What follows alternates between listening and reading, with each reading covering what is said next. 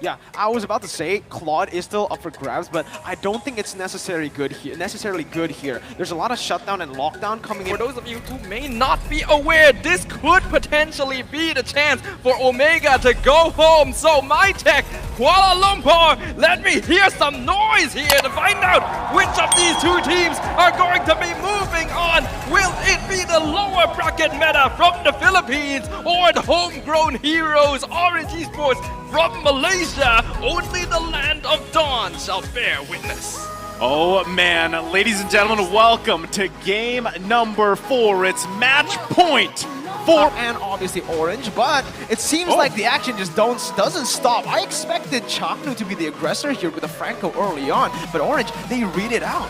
Yeah, that's uncommon, right? To see the Franco kind of pushed out here. So he's just going to make his way, actually looking probably for a early play in the bottom lane to see if he can get something here. But It's going to be their win condition. all right, well, we're jumping back into the game. They've hopefully got things figured out here. So far, a minute in, I would say it's pretty safe on both sides. Yeah, well, let's take a look again at this matchup because we mentioned this in the second game, I believe. Yeah, with the Kelra Beatrix matchup, you usually just see the Beatrix winning out in lane based on that kill pressure, right? The poke that he has. But look at this, Chaknu, there you go. That's what we expected from Chaknu on the Franco, these aggressive hooks. And this time, Orange actually not too aggressive into the enemy jungle, knowing that Akai clears pretty fast, kind of tanky, pretty hard to kill in that early stage of the game. Yeah, Omega recognizes that these early stages are going to be very important for them to take control. The same thing can be said for Orange. They know they have to be careful not to get caught out by Chaknu. And I'm very interested personally to see how well Ballman jungle will perform on the MSC stage. Yeah, I mean, we've seen it before, right, in other MPL regions and everything, and it usually can work out. Again, it's a little bit safer, right? But you always kind of have that surprise factor as well. And then he has the jungle emblem that could work out, so they're already going to force the flicker out here from Chaknu. Renzio now has tried to help too. The turtle should be up in just about a second. We'll see which team actually decides to give it a go. It's actually Orange who has the power spike here. Min doesn't really have the fatal links just yet, but Born already going in for the Falling Star Moon there, and it's going to be a fight. Yeah, Renzio's in trouble as he's going to be focused on. Turtle still going to be going back and forth. He finds a hook here. Born's in trouble. There you go. First blood going over to Chaknu. Meanwhile, Turtle's going to be secured here by Omega. So they find a kill. It's a 1-for-1. I don't think that's too bad of a trade for either team, though. Orange Esports only end up losing Born, and they did force out the heavy spin from Omega to do it, but here, Mach gets caught. Yeah, this is what Omega likes to do with the Franco. They get that early aggression, and they use it to just scale into Max. The thing is, right now, Chaknu has been the one who has secured both of the kills they have, and yes, that might be a problem here, right? Because they're not getting their carries, the gold. Yeah, I mean, in best case scenario, you give it to the carries, right? But at the same time, like Chaknu, if he has 2 early kills, you know, what's he going to do, right? Maybe he'll be a little more confident in the plays, especially flickering in later on. Flicker, Bloody Hunt, that could work out in his favor. But so far, Orange Esports, they just have to be careful, again, to avoid those setups, allow themselves to buy time themselves, because, yeah, Min is going to be looking for those Fatal Link setups. Meanwhile, Gary has damage potential there. It could be right now. Gets the Fatal Links off. Balance trying to pump out the damage. There's the Dawning Light. Finds Min. That's going to be an Iron Hook landed as well. Double kill for Kelra. Gary's in trouble now. Triple kill. 1, 2, 3. Just 2 more kills for the Filipino Savage to get that Savage, but this is Omega. Again, when they're pressured, this is when they actually start to perform well, right? Orange Esports, they were trying to do the same thing they did in the previous game, but unfortunately for them, Omega, they have the early game pressure with this Franco, with Kelra on the Beatrix. It doesn't really change much. It's all about that mid lane prio that we mentioned in the keys of victory for Orange, right? What they need to do is control that mid lane just so that Omega can't stall the game out. Now that Omega have the mid control for sure, it's going to be very rough for Orange. Yeah, this is just basically the best start Omega could ask for. Not only do they have 5 kills, 3 of those are on Kelra, and we know how scary the Beatrix gets, but here in the mid lane. Yeah, he's not having a good time, right? 2 deaths in the last 4 minutes of the game, as that will actually convert really well for Omega onto another turtle. So Omega, they don't even want to stall, I believe. They just want to take this They want to take this lead, translate it into more in the mid game, and more maybe just end it off in the 13th minute. Yeah, like I said, I asked Sadafa, right? What does Smart Omega have to do for this game? And do they wait for those timers, those Omega timers, or do they just match the aggression and look to end the game as fast as possible? Right now, they're on those first steps, right? 3K gold lead at this point, 5 minutes in, they have the 2 turtles. And like you mentioned, Kelra, this is the best case scenario when you're on that Beatrix, right? This is your comfort hero, and you already have 3 kills. So at this point, he's feeling good. So Orange Esports, they have to find some way to handle that. Again, they have to just watch out for those hooks. Kelra is literally 2 levels up on balance right now. Definitely not a comfortable spot for Orange Esports, but Omega definitely wants to play around this timing. Now that they've already gotten some, they're looking for more. There's the hook, right? It's landed, Min is taken out, and they can continue to do that. Smart Omega just finding pick after pick. Very rough.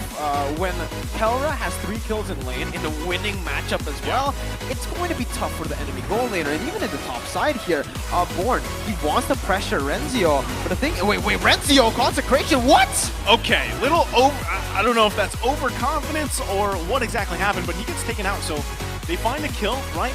Orange Esports, but their bottom is completely destroyed. I expect a lane swap coming up too.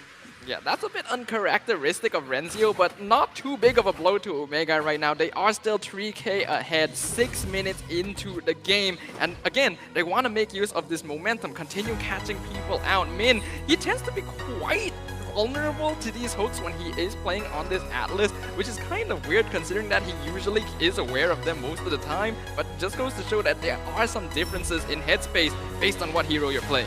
Well, right now they find another pick off here. Born is taking out Fatal Links, is going to come down. They're trying to return it. They are going to be running here. Smart Omega's in trouble. Renzio falls. Orange Esports finding one. Gary still on the aggression, finds another shutdown. Give him a double before he falls himself. But nice up here by Orange Esports. And this gives so much space for Valence to farm up top, right? And I was about to say, this was really smart by Omega. The fact that they win the bottom side gold lane, and they translate, they convert over to the mid lane instead of matching the carry up top because of that lacking mid lane pride that Orange has. But again, based on so far the series, Min has been so crucial, and there he is again trying to flip those fights. He gets it, and now Gary, he's back.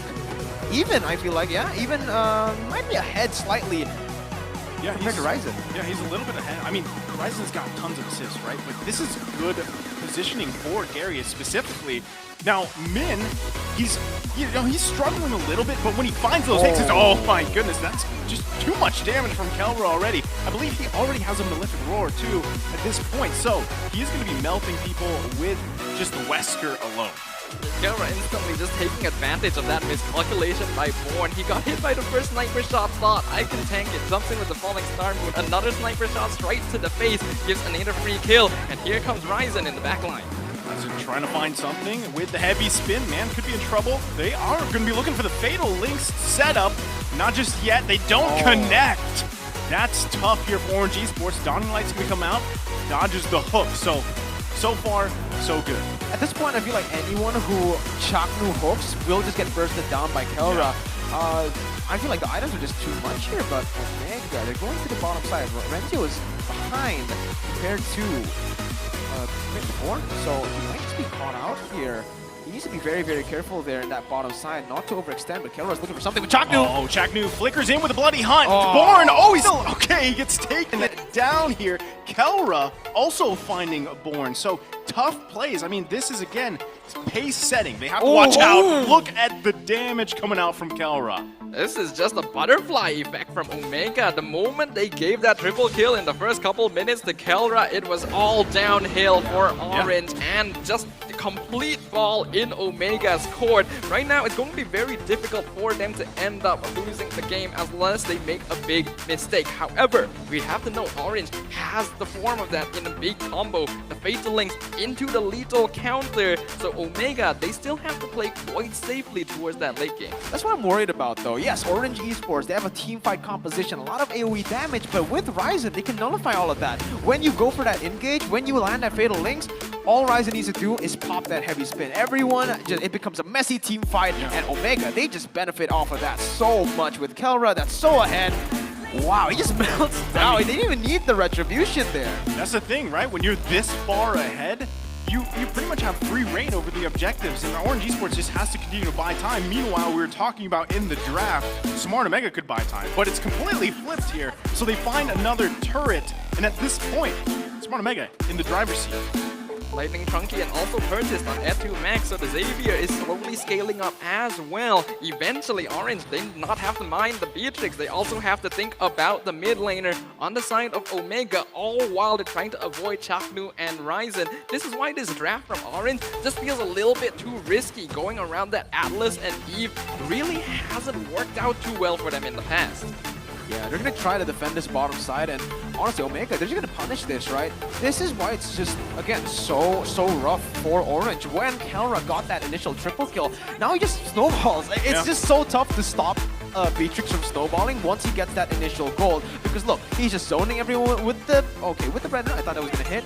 He takes down turrets like a monster here, and look, finally we see the Heptaseas. I was kind of questioning, right? Why didn't they go for the Heptaseas in most of these games? Actually, all the games. Kelra has actually avoided that item, but now with the snowball going on, that's when it's actually worth it. That's when you get that shock factor from the Wesker, even from the Snipes Min, trying for a desperate play here. Yeah, but this is on Ryzen, right? If he just decides to heavy spin, it's not, I mean, like you said, it's going to cause chaos for that team fight, and that's not what Orange Esports wants.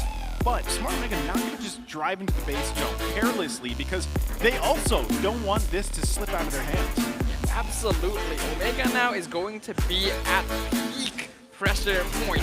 They are, of course, in the advantage. They have the lead. They have control. They just need to make sure that they don't lose control of it. And that is, of course, their specialty. That is why they are called the lower bracket meta. But now Born might be out of position. Oh, there's the heavy spin. It's going to lock down Born. Look at the damage coming out from Kelra already.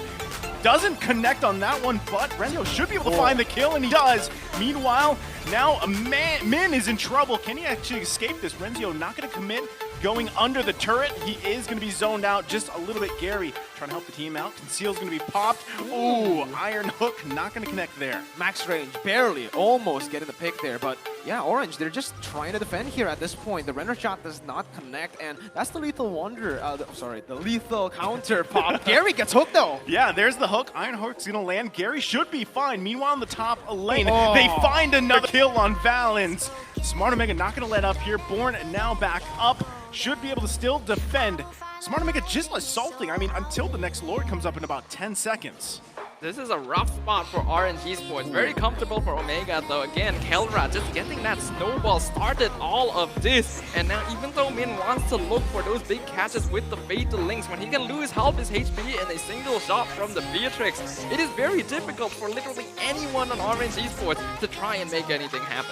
And it just doesn't really feel like it's Orange Esports' space anymore, right? They're just constantly getting poked from across the map by the Dawning Light. The render shot also just zoning them away. And guess what? Kelra outranges everyone in Orange Esports' draft. They don't even need the retribution there, to be frank, but they use it just to secure it even better. They learned the lesson. Yeah, they learned. yeah. Don't hold the retribution, you know?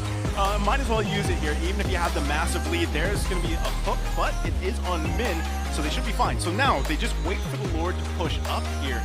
Honestly, Orange Esports is really struggling with what they decided to draft. Let's take a quick look at the items. We can see that Kelra, he is literally already full build. He has all of his items, and these are not cheap items as well. That is a EOD. The rest of the team, very close. Valens, oh my god. That was a basic attack. Yeah. I mean, that's what we're talking about scaling here. Now, Lord's still in the mid lane. The turret's going to go down in the bottom as they look at the damage is coming out. Kelra as he gets a double kill. And Smart Omega could be looking to take this to game number 5 right now. Orange Esports trying to do the best. Lockdown coming out from Chaknu. Triple kill for Kelra. That's going to be the Maniac. Is he going to become the Savage of Southeast Asia? The Filipino Savage, getting a Savage here